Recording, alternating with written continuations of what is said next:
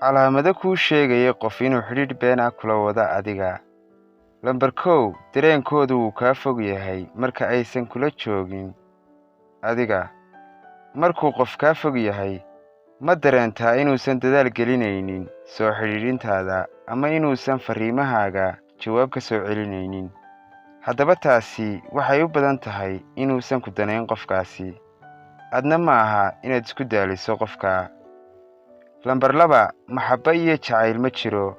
Hadduu jirana ma aha mid xooggan. Marba haddii xidhiidh laga waayo maxabo iyo jaceyl, waxa dhacda inuu kala daato xidhiidhkaasi. Waxaadna dareemi doontaa sidii inuusan dhadhanba lahayn xidhiidhkaasi. Lambar 3 haddii la isku dhaco ama khilaf idin soo dhex galo, waxa uu gaadhaa heer aan la xalin karin. waa dabiici xidhiidh walba isfahan la'aan iyo muran ayaa ka dhacda. Laakiin adiga iyo qofkan haddiiba aydan waxba isla xallin karin, waa calaamad sheegta inaad wadaan xidhiidh aan idiin fiicnayn. Lambar 4 dadaalku waa hal dhinac oo keliya. Weligaa ma is aragtay inaad tahay qofka keliya ee qorshaha sameeya. Hadday noqoto inaad kulantaan, wicitaan iyo wixii la mid ah, waa sida inaad adigoo keliya mas'uul ka tahay xidhiidhkiinna. Hadday saas tahay, ma aha xidhiidhkani kii kugu habboonaa adiga. Lambar 5 way yar tahay inta uu qofku xaaladaada daryeelayo. Hadday laba qof isjecel yihiin, midba midka kale waxa uu u baahi qabaa inuu xaaladiisa ogaado oo aragtidiisu waxay tahay inuu weydiiyo. Laakiin haddaysan taasi jirin, meesha xidhiidh idinma yaallo. Lambar 6 mustaqbal lagama hadlo.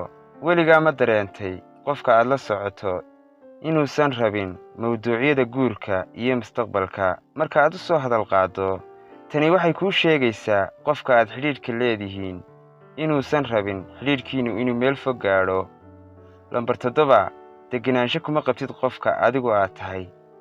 Haddii aad is aragto inaadan ahaan karin qofka saxda ee tahay, marka aad la joogto lamaankaaga, ma jirto sababaad kula sii socoto.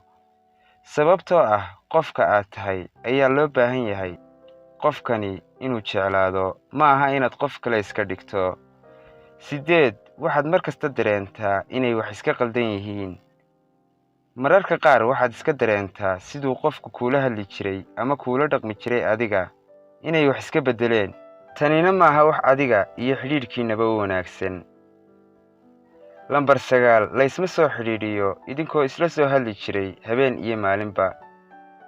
Haddaad aragto hadda xitaa 10 daqiiqo idinkoon wada sheekaysan karin, xidhiidhkaasi waa xidhiidh daciifay.